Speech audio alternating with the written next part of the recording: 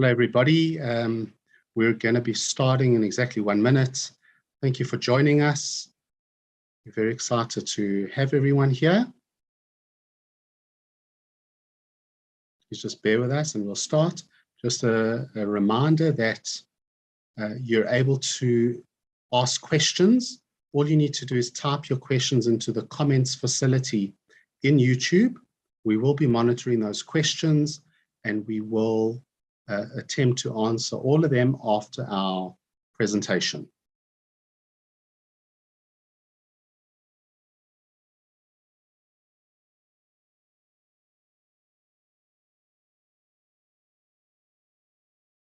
Okay, well, welcome everybody.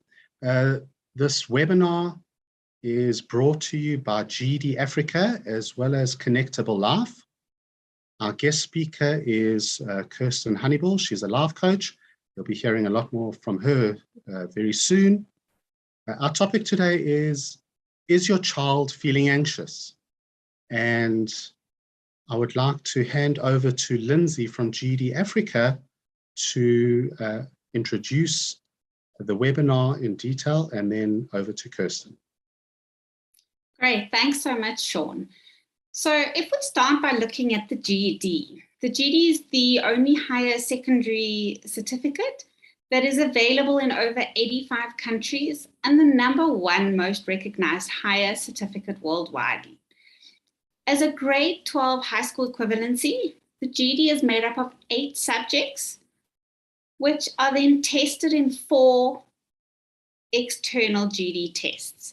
Those subjects are really English, maths, physical science, life science, earth and space science, history, economics, and geography. Now, internationally, the GED is accepted by nearly all universities across the US and many around the world, including the online accredited American University, University of the People. Locally, Boston City campus accepts GED students for degree, certificate, and diploma programs, as well as many other colleges. Now, the GED is very flexible in its offering, which enables students to study at their own pace, and thereby it helps reduce students' stress and anxiety. With the ability to study one subject at a time, write the exam on that subject, and if the exam doesn't go well for any reason, the student can rebook and rewrite that subject when they are ready. There's no waiting 6 months to a year to rewrite, and there's no extreme load on a student to study 6 to 8 subjects at a time to write it all at once. Another great thing with the GED, besides being able to book to write whenever you're available, is the option of writing at one of 45 testing centers around South Africa, as well as many more around the world. Please feel free to type any of your questions in the comments section at the bottom, and we'll be happy to answer those questions at the end of the webinar. Now, we're very pleased to be joined today by Kirsten Honeyball, Jess, and Stacey from Connectable Life. Kirsten is a qualified life coach who helps to facilitate personal development for those teens seeking sustainable freedom and joy in their lives so that they may learn to better address and respond to the challenges in life. Kirsten believes that for teens, learning how to navigate their way through the external elements of life starts with the ability to navigate their way through their internal self.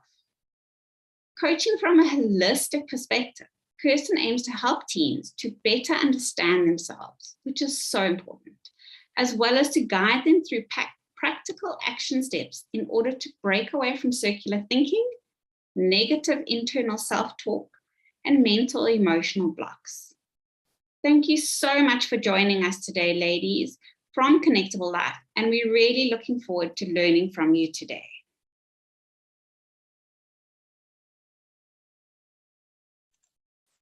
Hi, thank you so much for having me. I was having a bit of trouble putting it off mute there. It's so wonderful to be here with you all, and it's just such an important initiative to be educating people on this idea of, how to manage and identify and cope with anxiety in their lives. And a lot of the time as a younger person, we really struggle to understand why things are going on. And so when you become educated about the particulars in terms of your mental health, it can really help propel you into how to solve the problems that are going on. So it's really wonderful to be here.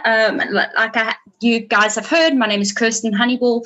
I'm a life coach. I'm also an eating disorder recovery specialist. So I help people heal their food and body relationships. And so I'm going to be sharing a presentation with you and just taking you through step by step to kind of better understand what's really going on for you or your child in the terms of anxiety. So let me just screen share here.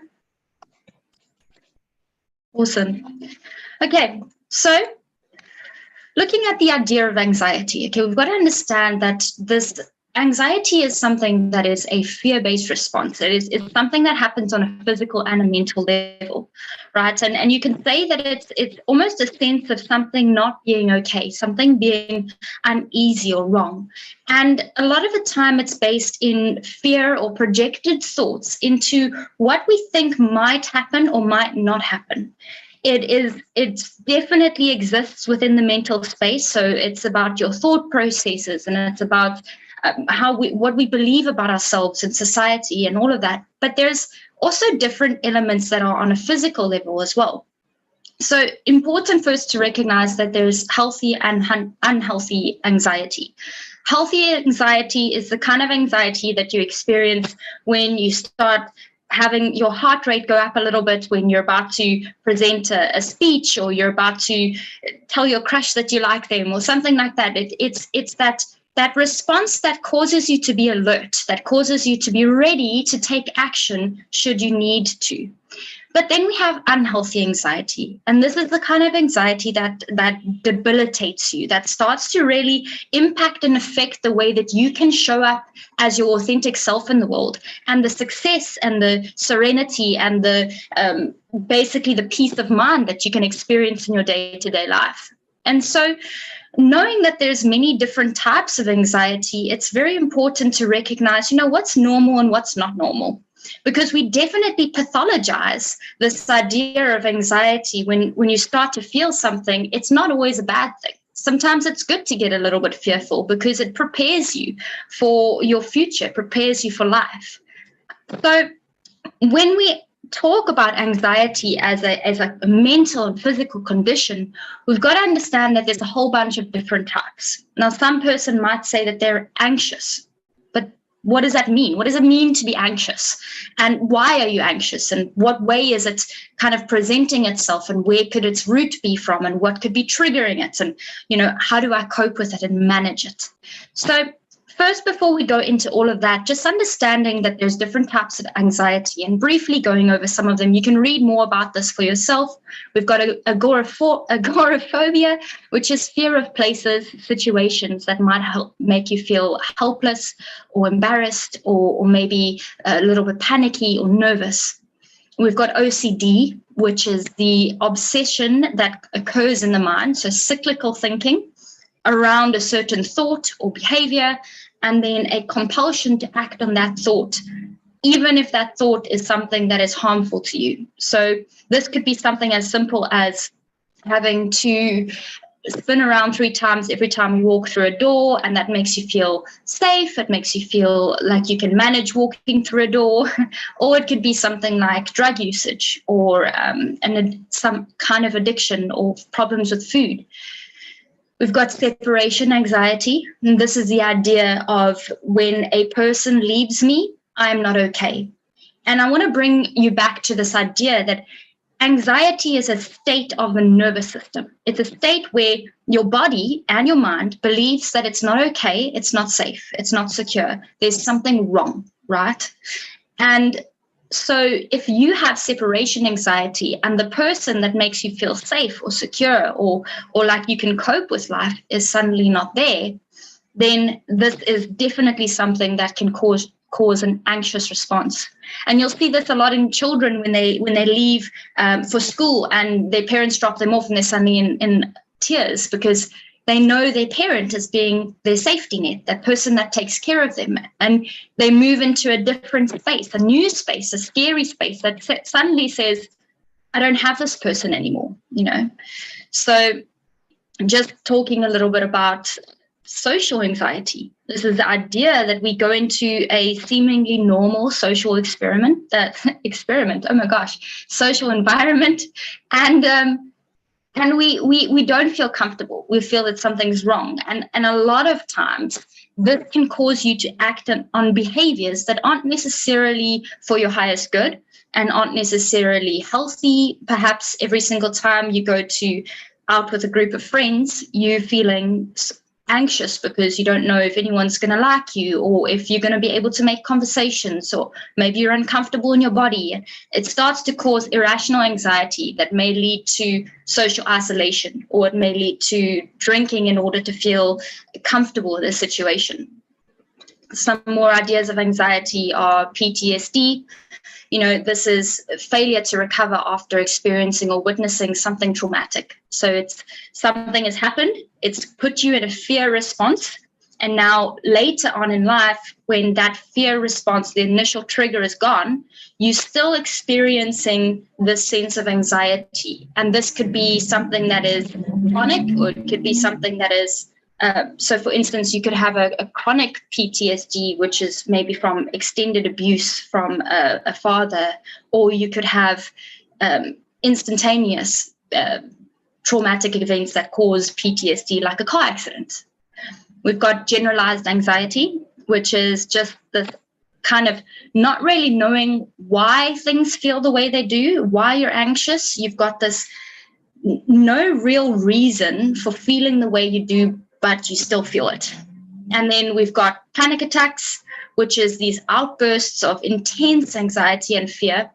And then a bunch of others that are maybe a little bit overlooked, which is medication-induced anxiety. So you could be taking a certain medication for one problem and it ends up causing anxiety. I know that this happens a lot for, say, for instance, a person who has a learning difficulty and might be taking Ritalin or Concerta. They might experience then anxiety, which is heightened because of the medication and not because of the fact that they are actually anxious. Now that we have a little bit of an idea of some of the types of anxiety, we can look at the causes. Now, I just want you to be aware of the fact that if you're experiencing anxiety, it could be one of these causes. It could be a multitude of these causes, all on different layers and levels, or it could be none of them. There could be something that I've left out on the list that could be causing your anxiety. But some of the more common causes of anxiety are chemical imbalances, your environmental factors, so your physical living or learning space. If you're not feeling it's going to be very difficult for you to sit and concentrate on your schoolwork because you're going to be feeling this heightened sense of anxiety. What could a solution for that be? Maybe it would be best for you to go to a friend's house and do your work there instead of doing it at home, where maybe you have an alcoholic parent or someone that is emotionally or verbally abusive. We look at life experiences such as trauma or grief and bullying. So these can affect the way that we think and the way that we perceive the world. If you had a car accident when you were younger, now every time you get into a car, you feel anxious. It's not necessarily a true reflection or perception of the safety of cars, but you have a heightened sense of anxiety because of your experience.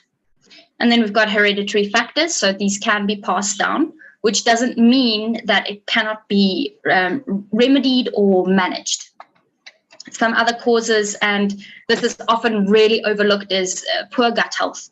So your brain, so your mental environment and your gut environment are linked and connected. And I mean, if you want to read up more about this, I really encourage that you do, because the things that we feed ourselves, like what we ingest, definitely has an effect on how our mental processing occurs. So if you can just think of this as, say, for instance, if you've had a couple of cups of coffee in a day, and you end up feeling super, super anxious, it's because this thing that you've ingested is actually causing a physical response in your body. Other things that cause anxiety, and this is the one that I struggle with the most, is not taking care of basic. So this is a matter of your sleep, making sure that you're getting enough sleep and water and food and social engagement and interaction with other people and nurturing your relationships. So if you find that you've got relationships that are not healthy for you, you could be experiencing anxiety as a result of that. And then we've got ongoing chronic medical conditions such as diabetes, mental illness, or cancer, or even something that is occurring in one of your family members or someone close to you. This could definitely cause anxiety. Some of the triggers in a homeschooling setting, or someone who is studying from home and is trying to kind of work on themselves and their work at the same time, is the fact that a lot of the time when you're working from home, you're isolated from people and human connection. And believe it or not, we as humans, we're meant to connect. It's a basic human need that I think a lot of people neglect a lot of the time. And even if you're an introverted person, there's still a need to connect on a human level with other people. So sometimes if you're spending all day sitting at a desk with a computer and you're not interacting with other people, it can actually cause subconscious anxiety to occur. And then what might happen is, because you're so used to this isolation, you might find that every time you go into an area where there's more people, so a shopping center or a party with a group of friends or something like that, you might actually be experiencing social anxiety because of the precursor of isolation. Another thing that could trigger the anxious feeling is not necessarily being guided in the right way when you are studying or when you're working. And sometimes this can be, perhaps you've signed up with the wrong company to homeschool with, or the wrong people to kind of like guide you through your process, or you have a parent who's homeschooling you who has no idea how to do that maths equation, and there's no real resources. So you're finding yourself spending all this time trying to figure out basic things that in another situation might have been answered quite easily. So very important to recognize that if you're lacking the proper guidance for the work that you're doing, it can cause a lot of anxiety. We've also got this idea that, a multitude of screen time can really, really affect us. And this not only affects our brain functioning and chemistry, it also affects us on a hormonal level, believe it or not. And a lot of the time when you're working from home and you kind of don't have any boundaries, you might find yourself not having a schedule or routine, or putting other things in front of what is important to get through in that day. So say, for instance, you have an assignment due for next week, and one of your friends calls and says, hey, let's go to the beach. And then you're like, oh, okay, let's just do that, because you have that flexibility, And then on the other end, you could be overworking. I mean, I've dealt with clients who've studied from home, and they wake up at 4 a.m. and they go to bed at 12 at night because they're just overworking. They're doing too much. So this lack of boundaries, this divided attention, things not really having real structural routine, can definitely cause anxiety. And then, like I've said before, your physical environment. So if you have a completely messy room, then it's going to be less likely that you're able to feel calm in the room that you're studying or working in. And And ways that, sorry, this is not zooming properly, but ways that you can start identifying anxiety in a homeschool environment or in a home study, or even if you're working, or if you're trying to recognize that in someone else that you care about, like a child or a loved one. You might find that this person has a lot of behavioral changes that don't necessarily fit in line with the person you know them to be. So, for instance, relationship issues like suddenly lashing out, attacking, and snapping, and then withdrawing and not wanting to talk and hiding in the room and things like that. And this idea of disassociating and shutting down, maybe isolating. There could be the act of rebelliousness, maybe this child or person is acting out, or you find yourself acting out and suddenly deciding to stay at a party until 4 a.m. when you know you've got an exam the next day because you're anxious about whatever it is you're anxious about, And then we look at some things that aren't necessarily always understood as possible signs of anxiety, things like digestive issues. So like I said previously, our gut and our brain are very much connected. So you find a lot of the time, anxiety can be triggered by the gut environment, and then in vice versa, your gut environment can be triggered by the anxiety, and they kind of like communicate with each other that way. That's why we have to always look at the person on a holistic level, not just having a conversation with them, but looking at their physical body. How are they moving? Are they getting outdoors? Are they connecting with nature? Are they exercising? Are they eating right? And a couple of other things that we can look at that also go overlooked is body language. So you find a lot of the time, especially in females that are anxious, they'll tend to kind of cave in within themselves. So they'll hold their chest or their necks, and they'll cross their legs a few times over, or they'll struggle to make eye contact, or they'll be restless or something like that. And these are all body language behaviors that manifest out of our physical body believing that it's not safe.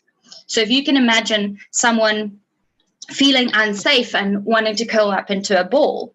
So if you see people slouching and grabbing themselves and all of that, there's a chance that they may be feeling unsafe. They may be experiencing fear. They may be experiencing anxiety.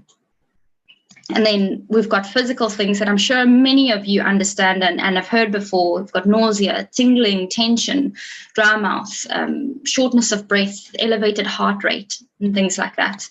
And then some behavioral things, challenges with eating. So maybe you or your child or the person that you care about has started to restrict or binge or have strange, rigid, abnormal rules around food or their food times or their food behaviors. Fatigue, also a potential sign of anxiety.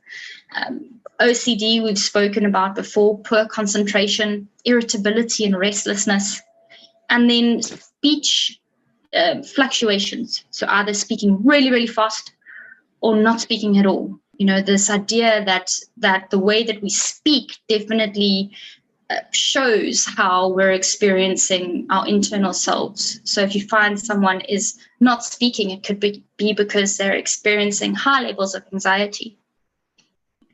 And then going on to this thing that I've spoken about is the Polyvagal Theory, about the fact that we're experiencing anxiety on a mental and a physical level. And I think what often goes overlooked is this physical level.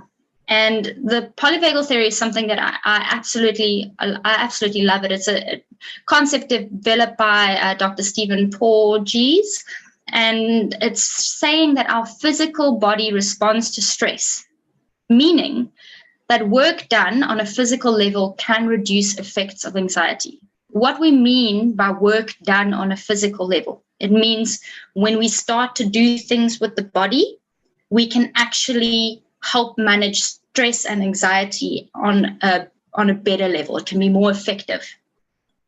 And this is talking about the idea of the nervous system, right? So a lot of the time, you'll have someone who is anxious or is experiencing anxiety or a panic attack or something like that. And your first thing to do is to try and talk them out of it, to try rationalize with them, to try and tell them, you don't have to be afraid, which is all useful. It's useful to talk to a person, encourage them. But a lot of the time, when you're in heightened level of anxiety, the unhealthy anxiety, it's not really useful to speak about what's going on, because what's happening in the body is causing a response that doesn't allow your mind to think rationally. And I'll explain a little bit more about what I mean here. So we all know about, well, most of us know about the fight or flight response, and freeze as well. So when we are in a perceived threat, when we are fearful of something that might hurt us or harm us, we either decide to fight, so get ready for action, or we decide to shut down. So like a possum, it will play dead, it will freeze, And we have now found that there's another nervous system, which is called the Ventral Vagal social engagement system. And this is where it's the part of the nervous system that basically allows us to connect and relate to other people. So when we are operating in this state, this nervous system state, we are able to empathize. We are able to connect. We're able to interpret relational cues properly, to feel playful and joyous and safe and present. And when we are in the sympathetic state, this is the fight or flight. This is when we're in mobilization. We're fighting. We're running away from a perceived threat. And I'll come back to this slide now, but the last one is dorsal vagal shutdown. So this is where our nervous system thinks, if I shut down my body, if I keep as still as possible, I will then be safe in this situation. And so immobilization occurs. And the reason I'm telling you this is because every single one of these parts of the nervous system is connected to a physical part of our body, right? The ventral vagal social engagement system is connected to the middle ear, the larynx, so the voice box, and the facial muscles. And this is why doing things like balance and yoga and singing and doing maybe facial expressions can bring you into a nervous system state that makes you feel safer, that makes you feel okay. And how this can be used, or why this is important, is to understand that sometimes we need to deal with a person on a physical level before we deal with them on a rational, emotional, mental, or cognitive level. And so how we can do this, and how I often encourage people to do this with their children, is when the person is feeling anxiety or this panic and fear, to bring it back to the physical, to bring the person back to a physical state so that they become aware of their physical environment and their senses. So before I go to that slide, I'm going to talk about some of the techniques that you can use. Now, one of the things I do with my clients when they've experienced panic attacks in the past is I tell them to start rubbing their thumbs and their fingers together and to describe to me what that feels like. And wherever you're sitting at home or anything right now, whatever you're experiencing, you just take your thumb and your fingers and you start rubbing them together. Something happens. There's a physical sensation that calms the body down, right? It also works if you do it on the earlobes or on the temples. It's connecting back to the physical body and engaging the physical senses to make you aware of your present moment. Because what is anxiety? Anxiety is a fear-based response and uneasiness out of uncertainty and something that might or might not happen. So you're very much in a future space in your mind. So when you bring yourself back to this physical space, you're able to then start going, okay, wait, what is it that I'm dealing with? What solutions do I need to move towards right now? And some tools that you can use either with yourself or with your child or with anyone that might be experiencing this is the 3-3-3 technique, where you look around you, you name 3 things you see, you name 3 sounds you hear, and you move 3 parts of your body. Another thing that I've taught some clients is to look around them, grab the first thing they see. Here's, I've got a glass of water. And to start really focusing in on this glass of water. Like, what does it feel like? How warm is it? What can I do with it? Like, what sound does it make? You know, just really, it doesn't matter what the object is, just anything that can bring you back to this physical space.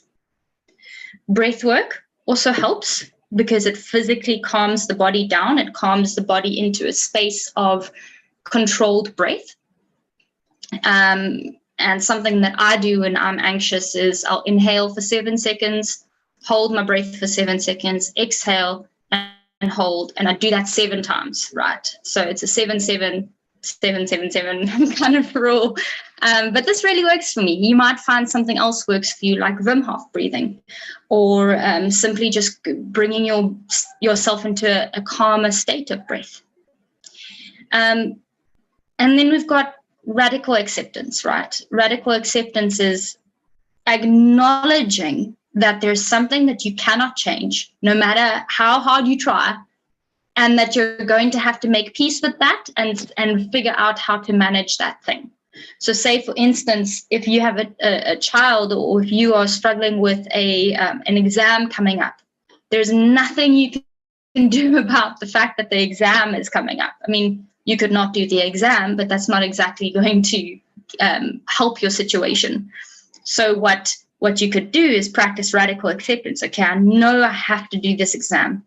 What is the best thing that I can do in order to get the best results? One of my clients last year, she'd done homeschooling her entire life, and she'd never actually studied for a test because it was too easy to just have a book with her and answer questions. And I mean, obviously not a great thing to do, but when it came time for her matric exams, she realized she would have to be doing them face-to-face, and she didn't know what to do because she hadn't ever studied before. And so I said to her, listen, you've got to accept the fact that for the past 5 years, you haven't been practicing how to do this thing of studying for a test.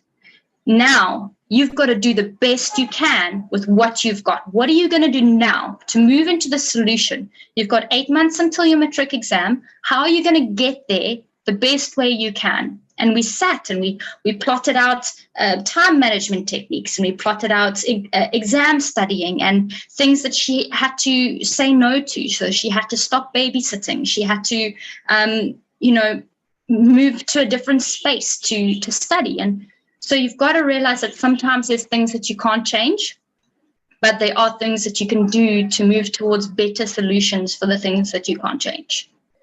Another tool, or just some tools, is for yourself and for your child, is kind of teaching how to manage and regulate emotions. So recognizing, okay, I'm getting angry about something now.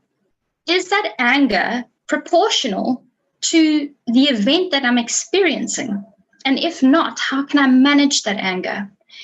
And we do this a lot of the time through mindfulness techniques, and mindfulness can be journaling. It can be reflecting through talk therapy. It can be even creative expression, anything that brings you to a state of stillness and a state of joy. And this is where I want to bring up this idea here again of how do I identify the triggers? How do I identify what's really going on? What our emotions are doing? What our thinking is doing? And 2 of the best ways to do this is observation and reflection.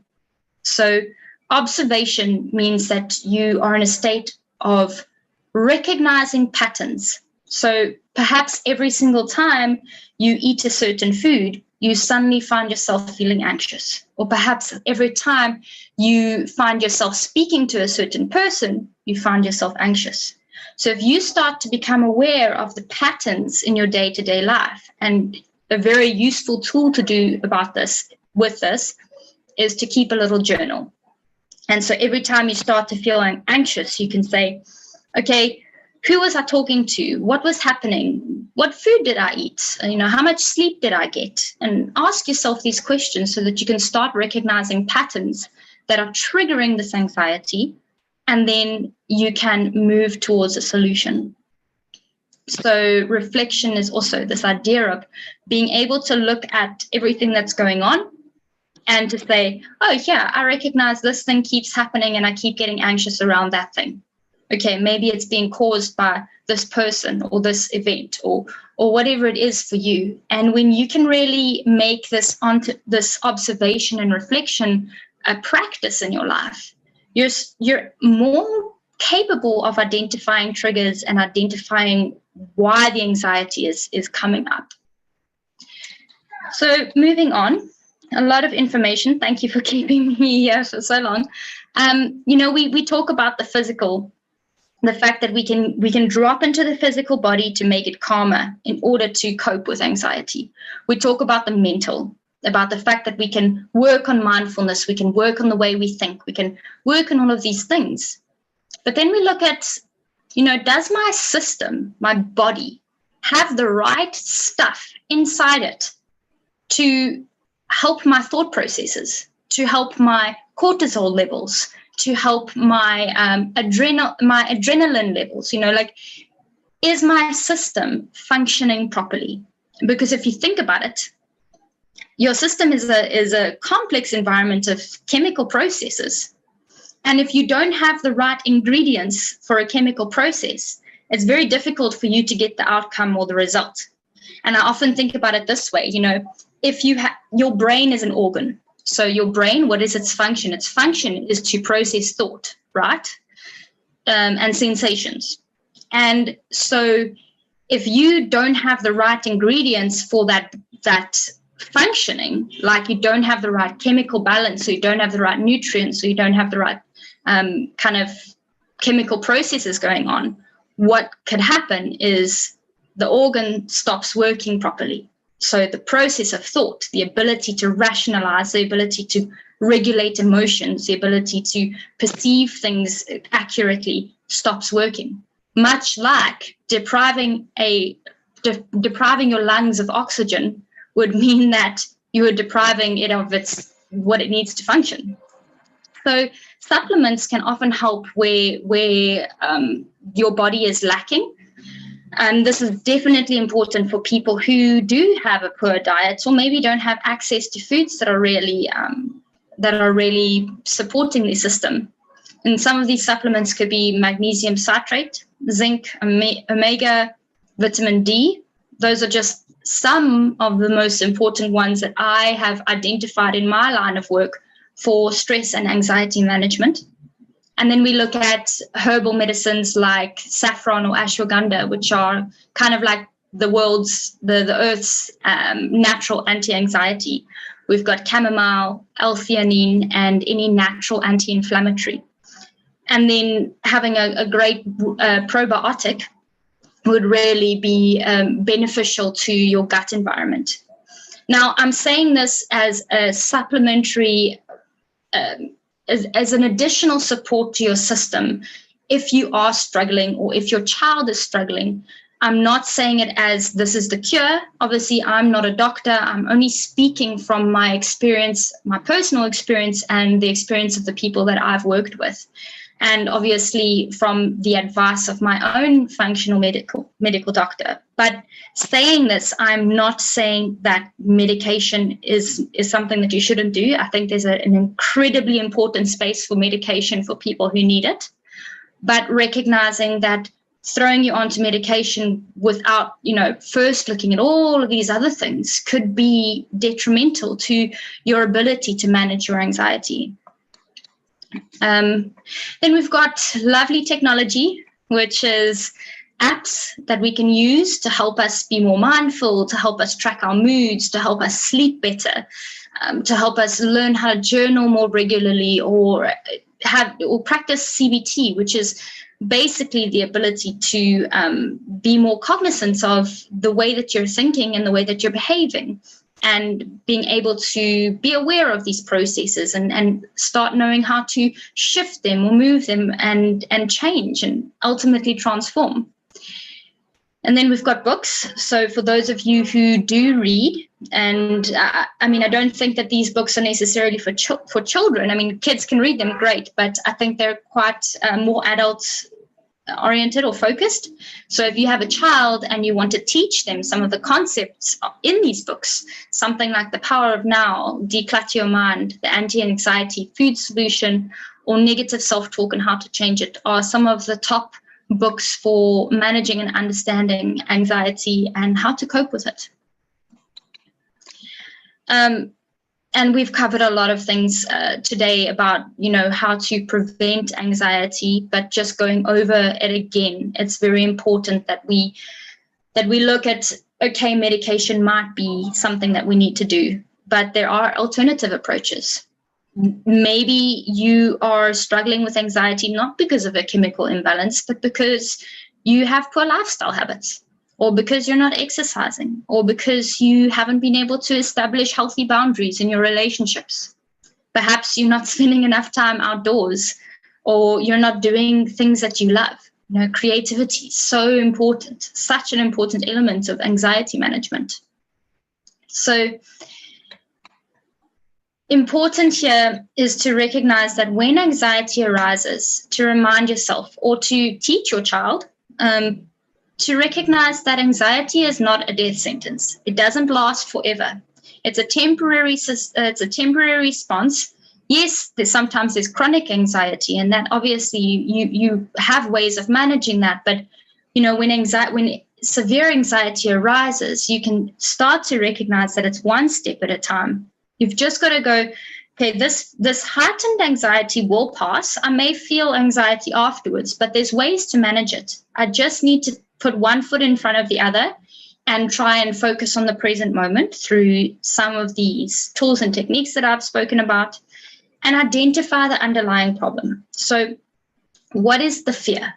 Often we talk about, managing the anxiety as a symptom, but remember, a symptom is there because there's something causing the symptom. So if you can identify the underlying problem, like what am I really afraid of? What am I really anxious about? And you can start to manage and deal with that, then you can reduce the effects of the anxiety. And taking responsibility for where you're at is really about making sure that you're practicing awareness, making sure that you are reality checking. So is this thought that I'm having based in fact or fiction? Is this thought that I'm having harmful or helpful to me?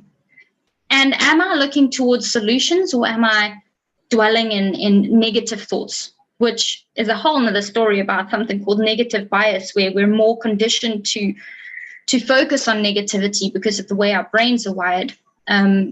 If you're interested in negative bias, I really encourage you to read up on it. And just to remember that through all of this, you've got to be challenging those thoughts, recognizing that anxiety is often a perception. If it's not physically induced by a medication or an illness, then it's often just a lot of the time the way we're perceiving things on a mental level or on a physical sensational level. So this is something I teach everyone I work with, is to make stillness a priority, right? And we live in such a fast-paced world where so many things are happening, and we have a sense of guilt when we stop, when we rest. I have this rule for myself that on a Friday afternoon I jump in the ocean, and work can wait. I have the freedom to do that because of the nature of my work. But if you don't, then find ways to make stillness a priority in your life. It's a matter of, does that mean that 5 minutes before you go to work, you need to sit and be still, have a cup of tea, or just do something that brings you into a state of calm? And 3 things that I can say are definitely a priority in anxiety management are the 3 C's that I talk about. I do apologize if you hear the door banging open and close. The wind has just opened it. So we've got connection, community, and creative expression. Now, connection, when I talk about that, I mean connection with yourself. How aware of you of your own thoughts? How aware are you of your own body, of your own thought processes, on your beliefs, or your behaviors? How much time are you spending in reflection with yourself? How much time and attention are you giving to your internal self? Community is this thing that we need. We need to connect with other people. We need to be supported. And then we need to creatively express ourselves. And the more we can creatively express ourselves, the more we can authentically show up as we are, who we are, in the present moment without fear. So, that all being said, I hope that you all have gathered some useful information in what I've been talking about. What's next? Consider speaking to a professional if you are struggling, or chatting to other people about what methods they've found successful in managing their child's anxiety or managing their own anxiety. And then Connectable Life is running a teen development course. So if you'd like to know more information about that, I'm sure you can get in touch with one of the panel members. And then just thank yourself for showing up today. And I really hope that this has given you a little bit more insight into kind of what anxiety is, how it shows up, what could be causing it, and potential ways that you could be managing it. And the last thing I'd like to say is that the most important thing that you can do for your child is manage your own anxiety, because a child will learn by observation. So if you are doing all of these things that I've spoken about today, if you're applying them in your own lives, then you've got more of a chance that you'll be able to support your child through their situation as well. So I really hope that this has helped, and thank you so much for having me today. Thanks so much, Kirsten. That was very insightful and very relevant to many of our students, as well as our parents. I think that definitely as a parent, if you manage your own anxiety, it'll contribute towards helping your child's anxiety. I mean, if we take anything from that today, I think that what your last sentence was the most important. What we're going to do now is we're going to check with Sean if we've got any questions. Yes. So firstly, Kirsten, thank you so much for the presentation. It was very insightful, very good. And so I've got a question to begin with.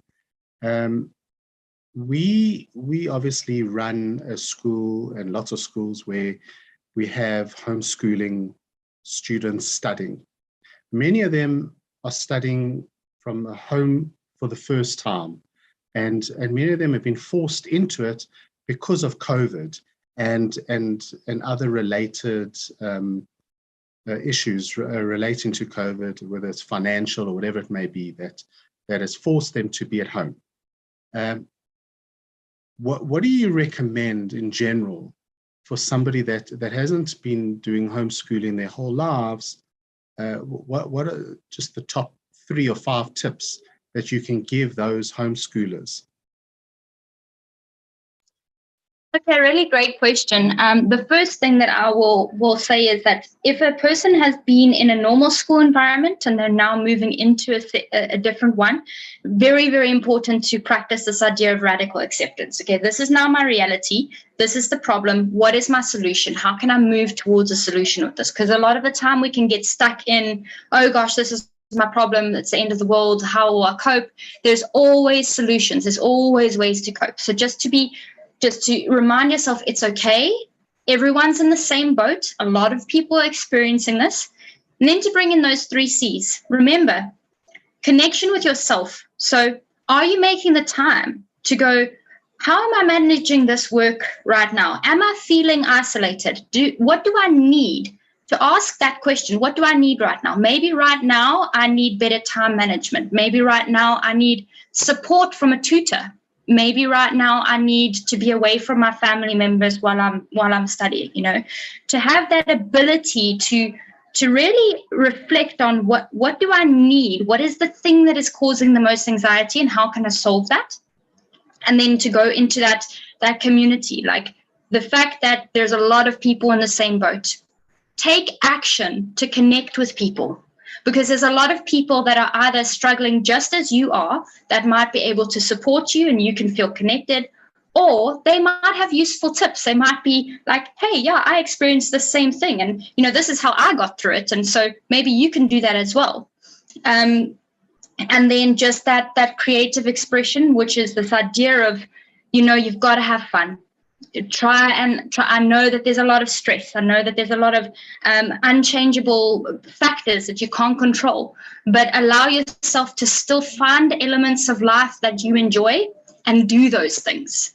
Those are a couple of things. And then I think that what I think honestly would be a really, really great kind of thing to keep in mind about this is the fact that when change happens, we need to adapt. And as humans, we are the most adaptable, like we are so adaptable. So to have confidence in your ability to adapt to a new and uncertain situation through exploring, through being curious, through asking people how to do it, and through taking action. So there's no help if you sit there going, this is too hard, how do I do it? Take the action. Go, I don't know how to do something. Let me go find someone who knows how to do this. And there's lots of free resources. There's lots of paid resources to help you along that process. So I hope that helps. Thank you, Kirsten. And I think just to take that a little bit further, if we decide I've identified something and I need to take action, Jess or Stacey, maybe one of you can just explain, how do I find Kirsten or another professional like Kirsten? Where do I find them? What do you recommend? Yeah, thanks, Sean. I just want to quickly add one thing to Kirsten's point as well. I know she spoke about it in her presentation too, but I think we've all kind of been thrown into the stay-at-home deep end. I think as adults, as people working from home due to COVID, we've all struggled with those same sort of new struggles. And I think a huge part of it for learners in particular, I work with one that homeschools, and her biggest struggle is making her days normal in a routine sense. So she kind of finds herself getting stuck in these ruts of not making her bed, not brushing her teeth, because she's not leaving her room. So she kind of just stays in her pajamas and stays in her bed and doesn't really, a Tuesday, a Wednesday, a Thursday, they're all the same. There's no difference. There's no excitement. And like Kirsten says, there's no fun. So I've challenged her to make a 5-minute morning, and it really is 5 minutes of your time. It's get up, make your bed, brush your teeth, put your clothes on, leave your bedroom, drink a glass of water, and then go back into your room with a fresh brain. Because I think if you're in that same room all day, every day, it's going to cause anybody to feel a little bit mundane and morose. I mean, it's not good for any of us. And in between lessons, she has to skip up and down her room or leave. If she's got a 5-minute break, go sit in the sun for 5 minutes. Just make breaks between your lessons, and after your school day, leave your room, because I think we can get stuck. And it's the same with us at our computers and in our offices. It's so much easier to stay there than to break away and do something different, but it's really obviously not good for us. So I think routine is huge, and try the 5-minute morning, all of us, I think. Side note, then in terms of finding someone, you can find Kirsten on the Connectable Life platform. So those that don't know, Connectable Life is an online wellness platform. We have about 95 specialists that practice in the spaces of mind, body, and wellness.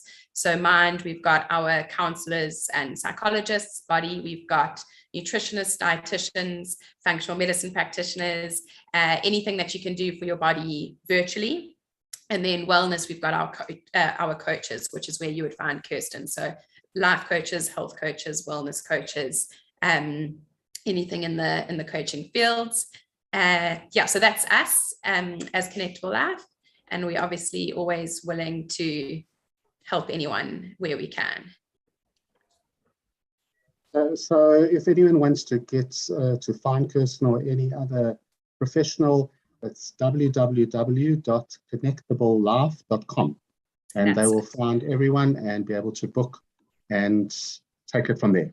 Excellent. Yes. And we are also, like Kirsten mentioned, we are running a course in April for teens, and it's really going to be very beneficial. It's going to be about 9 weeks long. There are 3 different specialists who are part of it, discussing all sorts of exciting topics to do with teenagers, from the brain to who am I, from our emotional brain, boundaries, friendships, to a functional medicine practitioner who is going to join us to discuss balanced and strong bodies, feeling positive, feeling motivated, and skin that glows, which is going to be really exciting. So if you are wanting a little bit more, please feel free to contact us, and we would love you to jump on this course with us. We would just be so grateful.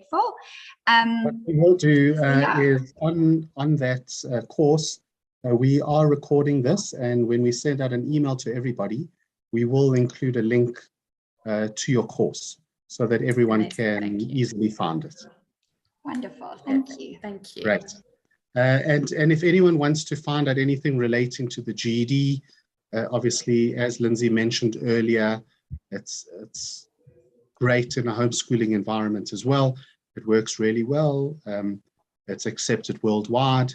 You can get more information at www.ged.org.za, or you can email us on info@ged.org.za.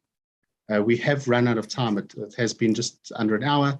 So I'd just like to thank everybody for joining us, for Kirsten for your presentation, and Stacey and Jess for arranging Kirsten to be available for us. So thank you, everyone. It was great to have everybody, and we look forward to having you join us at our next webinar. Wonderful. Thank you so much for having us. Thanks for having us. Thanks, Okay, so Kirsten. we're